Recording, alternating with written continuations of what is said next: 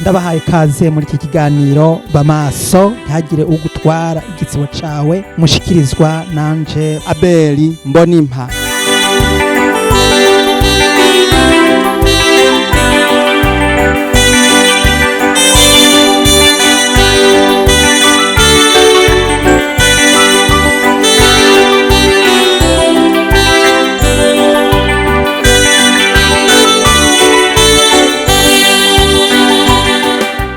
Bwoko bw'Imana, shengero ry'Imana, ndabaramukije cane mw'izina ry'uwatwitangiye Yesu Kristo umwami wacu. Kuri uyu munsi Imana yongeye kutugirira ubuntu kugira ngo dusangire amajambo y'Imana atwereka neza yuko isi ya kino gihe imaze kuzuramwo ibigirwamana vyinshi, kandi ivyo bigirwamana bikaba bimaze kuba umurengera. Ari naco gituma Imana yongeye kumvyura muri iki gitondo kugira ngo nongere kuburira abakristo, ubwoko bw'Imana, abantu bose bitwa abasenzi n'abandi bose bamenye Imana, yuko mugomba kumenya ico Imana ivuze kuri ibi bintu biriko biraba hirya no hino mu bihugu bitandukanye kw'isi yose. Ni ukuvuga hari ibigirwamana bishika bitatu Imana yavuze ko tugomba turabire hamwe kugira ngo nawe mwene data niwisanga muri ivyo bigirwamana hariyo isano ufitaniye navyo, uce urandura ubikureho, maze biranduranwe n'imizi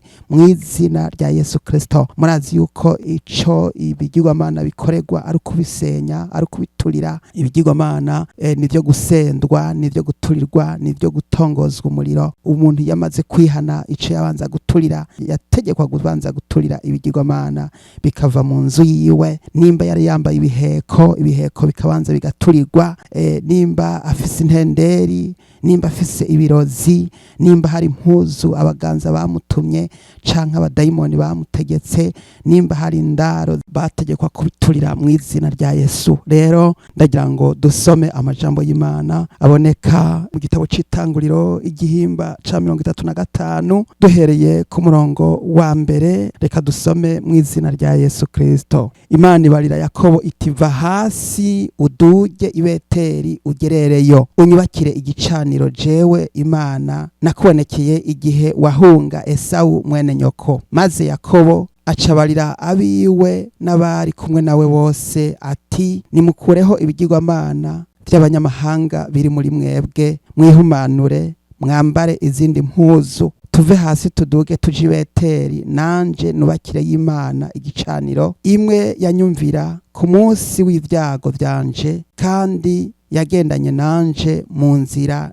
nagenzemwo zose. Baha Yakobo ibigirwamana vy'abanyamahanga byose bari bafise, n'impeta zari ku matwi yabo. Yakobo abizika munsi y'igiti citwa umweroni cari hafi y'Ishekemu. Nuko baragenda, Imana itera ubwoba ibisagara bibakikije, ntibakurikira bene Yakobo. Nuko Yakobo ashika iruzi, ariho Beteli ho mu gihugu c'i Kanani, bona abantu bose bari kumwe. Ahubaka igicaniro, yita aho hantu Eli Beteli, kuko ariho Imana yamwiyerekeye igihe yahunga mukuru we. Imana idufashe, Imana ihabwa icubahiro. Ndashimiye aya majambo Imana yongeye kuduha muri kino gitondo. Mwene data, Imana yambwiye ngo hari ibigirwamana bishika bitatu biri mu bwoko bw'abantu bitwa abakristo, biri mu bwoko bw'abatuye ku isi. Mwene data, ivyo bigirwamana bitatu nivyo ngira nkubwire muri kino gitondo. Ikigirwamana ca mbere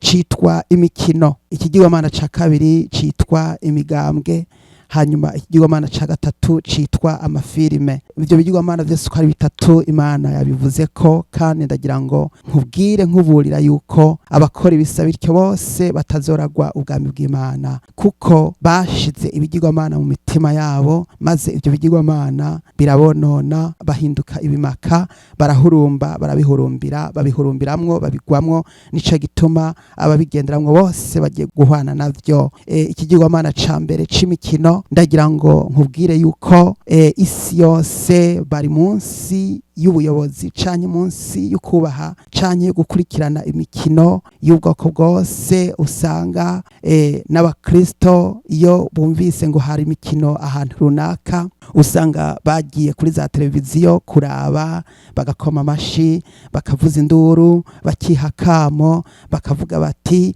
wa mugwi wacu watsinze, canke abandi nabo bati wa mugwi wacu watsinzwe. Ni ukuvuga ugasanga ya mikino bayigize ibigirwamana muri bo hirya no hino. Mbere hariho n'ibihugu iyo bitsinzwe bibabara byose guhera ku bakuru gushika ku bato, ugasanga hariho n'ibindi bihugu iyo batsinze bagira iminsi mikuru bakanezerwa bose, ugasanga bose baranezerewe. Kandi ibyo bihitana abakuru n'abato, kuko mbere ubu byafashe intera ndende, kuko baba abagore, abagabo, abana, abatama, abatamakazi, abakecuru, abantu bo mu nzego zose usanga bariko barahimbaza batazira iyo bumvise ko umugwi wo mu gihugu ciwabo watsinze. Iyo migwi rero ni ibigirwamana. Imikino rero yahindutse ibigirwamana kuko babiha icubahiro gikomeye cyane munsi y'izuba kw'isi yose. Ndagira ngo mburire umukristo, wewe mukristo wamenye Imana, wakijijwe, umenye yuko iyi mikino inkomoko yayo iva kuri Satani, kuko Satani ariwe yashinze irya migwi ya za Olympique kugira ngo zikogwe zihereye mu gihugu c'Ubugiriki zikwira kw'isi yose. Na cane cane ico kigirwamana cafashe intera ndende, kuko inyuma y'imyaka 4 kirahimbazwa nk'uko mu migenzo y'ico kigirwamana cari ku musozi Olympique bama bagihimbaza uko imyaka 4 ishitse.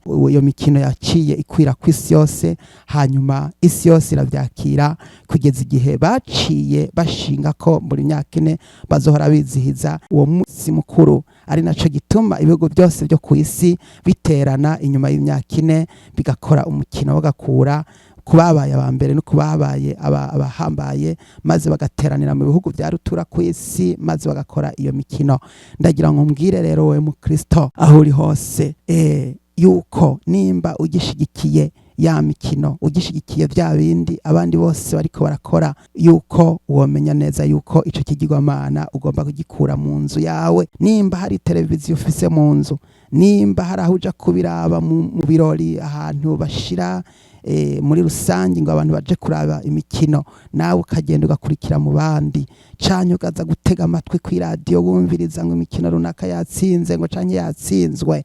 Ndagira ngo ubwire ko uri kurata umwanya, igihugu wahamagariwe sico. Ijambo ry'Imana ravuze ngo ico ni kigirwamana kandi kigomba kurandurwa mu izina rya Yesu Kristo mu mitima y'abakristo, kuko iyo ni mikino y'abapagani n'iy'abanyamahanga. Nta mukristo yakijijwe agomba kwirukira inyuma y'imikino. Basi rero Imana ikugirire neza. Ikigirwamana kigira kabiri ni ikigirwamana c'imigambwe. Muri kino gihe isi yose yamaze kwinjira muri politike, aho usanga n'amadini cyangwa amashengero asigaye ayoborwa canke agategekwa mu buryo bw'imigambwe. Usanga za politike zarakwiye mu basenyeri, mu bapastori, mu bakristo, mbere ndetse na bamwe bitwa abasenzi bahora bari mu migwi y'abakristo basenga. Uyu no munsi nibo nabo nyene basigaye bagendera muri politike. Nagira ngo ubwire yuko mpwemu w'Imana atabangikana na politike. Hariho umwuka w'umugambwe, hakaba n'umwuka wa mpwemu yera.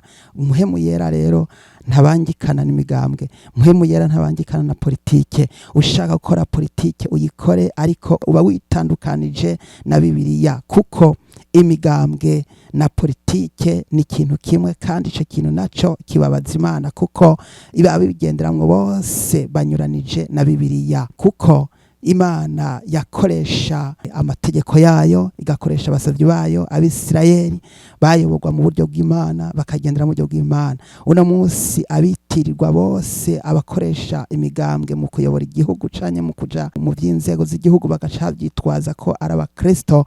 Ndagira ngo ubwire yuko hari itandukaniro rinini cane kuri teokrasi ya yindi Imana yakoresha mu kuyobora Abisirayeli. Ntaho bipfa bisaniye, nta n'agasana gatoya bifise, kuko hari ibintu byinshi twogenda kuraba muri Bibiliya Abisirayeli bubahiriza bakurikiza Imana yababwira, bya bindi byose bakoresha mubiravye mukabisuzuma ntabwo ari byo imigambwe y'uno munsi irimo irakoresha. Nico gituma rero imigambwe y'uno munsi nayo yabaye ikigwamana mu banyamadini, mu bakristo, mbere hamwe no mu ishengero. Usanga imigambwe niyo wicaye gusa urashobora kubyibonera, ku buryo usanga imigambwe imaze kuba ndanse mu bakristo, mu madini, mu bihugu bitandukanye. Ndagira ngo nkubwire wewe muntu w'Imana wumva yuko ugihagaze mu migambwe, ndagira ngo nkubwire yuko ugomba guhinduka, ugomba gukizwa, ugomba kwezwa, ngo iby'Imana mu bihe Imana, ibya Kayisari mu bihe Kayisari, kuko ubutegetsi bwo mu isi n'ubutegetsi bwo mu ijuru ni ikintu gitandukanye. Kuko ab'isi bakurikira inyigisho z'abantu, ariko mu ijuru hari Imana yubahiriza amategeko yayo, igendera ku mugambi wayo no ku ntumbero zayo. Imana igiye kuzana inganji yayo mu isi. Hari ubutegetsi bwo mu ijuru bugiye kumanuka, kandi ubwo butegetsi bwagomba gukorera mu basenzi, ubwo butegetsi bwo mu ijuru bwagomba gukorera mu bana b'Imana. Wewe wisonzesha, wewe uca bugufi, wewe utari mu migambwe, wewe utari muri za politike zo kuvuga ibyo gushaka guhahamira ubutegetsi no gushaka kucinyiza abandi, canye gushaka gutoteza abandi, ibyo byose ntaco bisa bisaniye. Kuko mu migambwe hakoreshwa byinshi, hakoreshwa amanama y'abisi, ariko mu ijuru hari Imana. Imana ikoresha abasenzi, Imana ikoresha mpwemu yera. Mpwemu yera ntabangikana n'imigambwe, mpwemu yera ntabangikana nabo bose bagihurumbira imigambwe. Mwene data, nimba hari ico wibaza yuko uzoronka mu migambwe uri umukristo, ndagira ndakubwire ngo sezera uveyo, kandi ico kigirwamana ugitekure mu izina rya Yesu. Nawe wumva yuko wafashe imigambi ukayigira nk'ikigwamana mu bugingo bwawe, ndagira nkubwire yuko umunsi uraje, kandi uwo munsi uje wakanyitanure, kandi ngo abibone bose n'inkozi z'ibibi bazobishingwe. Twamaze kubona ingene Yakobo yabwiye abiwe bose ati nimukureho ibigirwamana by'abanyamahanga. Mwene data, ndagira nkubwire ngo imigambwe yaje ituruka mu bihugu by'abanyamahanga, imigambwe yaje ituruka mu Bugiriki. Abagiriki aribo banyamahanga nibo batanguye gushinga imigambwe myinshi, hanyuma iyo migambwe irazira kwiragira, imaze kuzishika no mu bihugu bitandukanye byo ku isi yose. Uno munsi isi yose iri munsi y'ubutegetsi bw'imigambwe,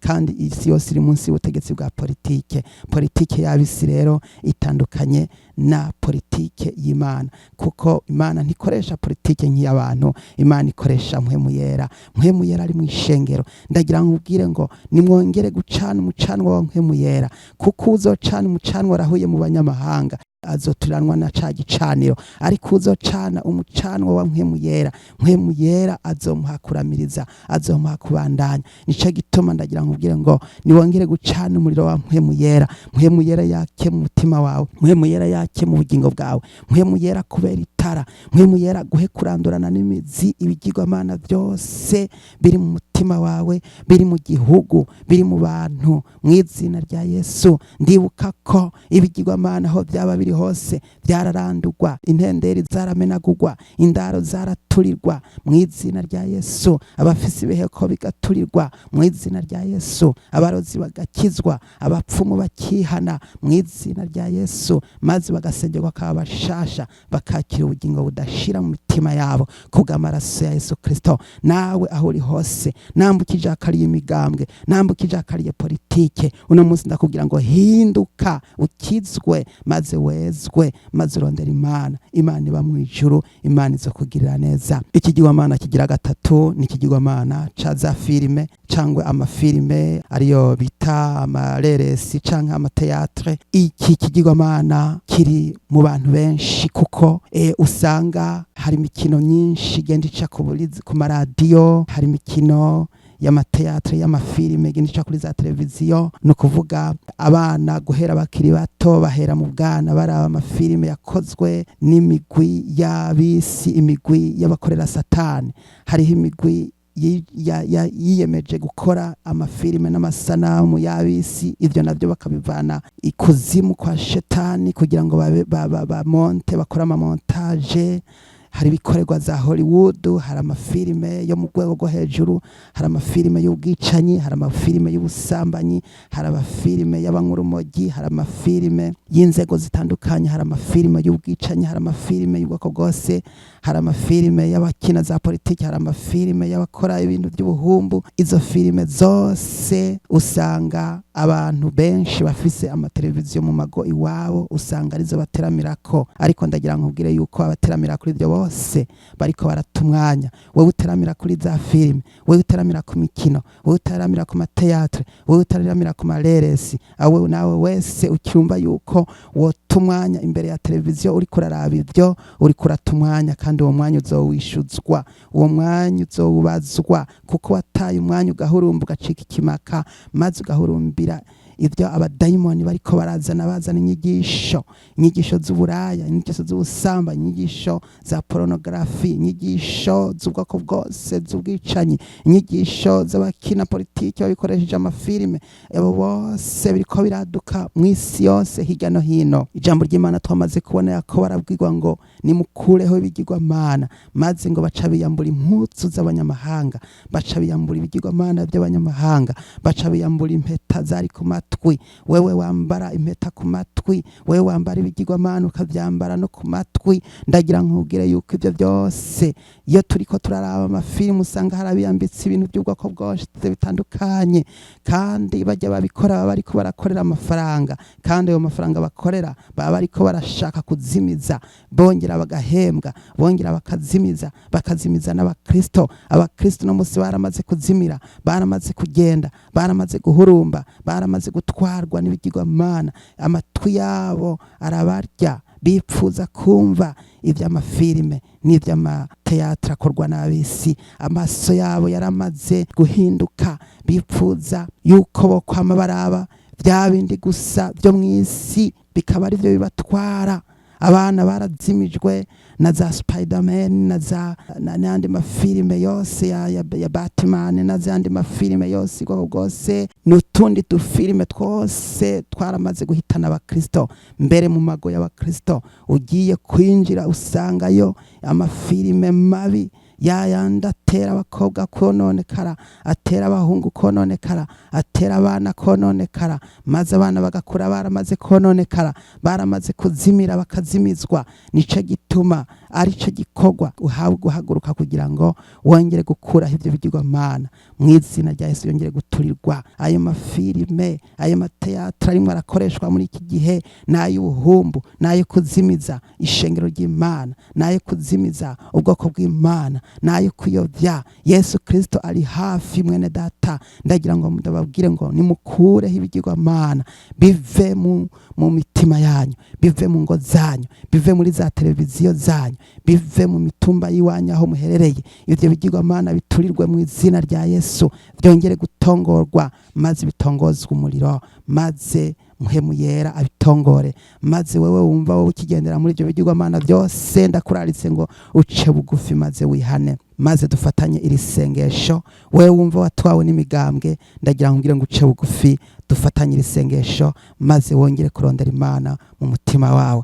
Wewe watwawe n'imikino y'abisi, watwawe n'imikino ya gipagani, wewe wumva wazimiye ukazimizwa, ndagira nkubwire ngo uce bugufi uze dusenga Imana. Wewe watwawe na za filime z'abisi, zaragutwaye zirakuzimiza, maze akanakanya kawe kugira ngo uce bugufi maze dusenga Imana. Kandi Imana ishobora byose, Imana y'inyembabazi, Imana y'inyabuntu, Imana iteba kuraka, yiteguye kuguharira, yiteguye kugusubiza ku murongo. Niba mara guca urubanza ukavuga ati guhera iyi saha ndamaramaje ko ntagisubira kuzana ibigirwamana mu mutima wanje, maze kumva kuranduranye n'imizi nk'uko Yakobo yatangaje akabitangariza abanyarugo biwe. Nawe ndagira ngo uve hasi utangarize abo mu rugo rwawe, utangarize abo mu gihugu cawe, ubwira abanyagihugu bose ati nimuze dukureho ibigirwamana, muze dukureho ibigirwamana by'abanyamahanga. Haguruka wewe pastor, wewe musenyeri, wewe nawe uyoboye ishengero, nawe wewe musenzi, nawe muvuga butumwa, uve hasi usemerere, ubwira igihugu ati ati nimukureho ibigirwamana mu mitima yanyu. Nongeye kukubwira ngo haguruka mukureho ibigirwamana mu mitima yanyu. Wewe aho uri hose ku isi yose unyumva, wewe wumva ushobora gutegera ukakira aya majambo y'Imana, wongere gukuraho ibigirwamana bihe uhereye mu nzi wawe, uhereye mu bagenzi bawe, wongere gusemerera uvuga ubutumwa, ubwira abantu nimubuliranire, nimubwira abantu, mubabwire muti Imana iravuze ngo nimukureho ibigirwamana kuko Imana igiye kuza. Imana ntizoza aho hantu handuye, isi yaramaze kononekara. Imana igomba kuzoza isanga hano hantu hejejwe. Imana iragomba yuko tweza tugacyorora, maze tukuhagirwa, maze tukezwa, maze tugahinduka. Isi igomba guhinduka. Isi nive mu ibigirwamana by'imigambwe, isi nive mu ibigirwamana by'imikino ya za Olympique n'iyindi mikino y'abisi. Isi nive mu ibigirwamana by'aya mafilime yigisha ubusambanyi, yigisha ubwicanyi, yigisha akabore, yigisha abisi konona isi no kuyihumanya, maze isi yongere gucyorogwa, isi yongere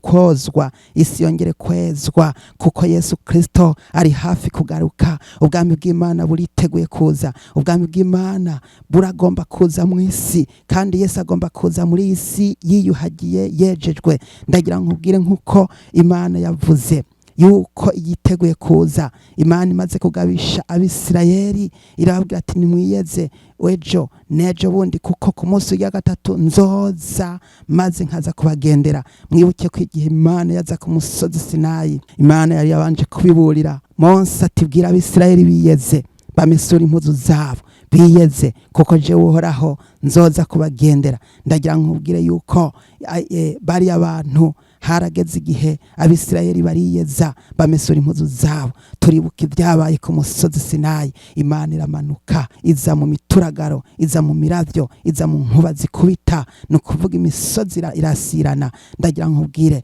mwene data, wewe wanse kumvira ijwi ry'Imana, hari bigiye kuba, kuko Imana yiteguye kuza, kuko Imana niyazi gasanga abantu batejejwe, aho Imana izoza igasanga atakwezwa kuri mu bantu. Hari bigiye kuba, kuko Imana igiye kuza kugira ngo yongere gucira urubanza abakuru n'abategetsi n'abononye isi n'abayihumanije. Mwese abantu mwazanye ibigirwamana mukabyuzuza ngaha ku isi, mwese abantu mwazanye ibigirwamana mukaza kubyigisha mu mitima y'abantu.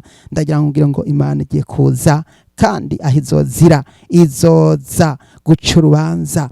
Mwibuka Imana iravuga ngo Imana itangura gutangaza amategeko 10 iyahereza Abisirayeli, ariko Abisirayeli bari baramaze kononekara, bari baramaze kuzana ikigirwamana c'ikimasa, bagitereka muri bo, batangura kugisenga, batangura kugihimbaza.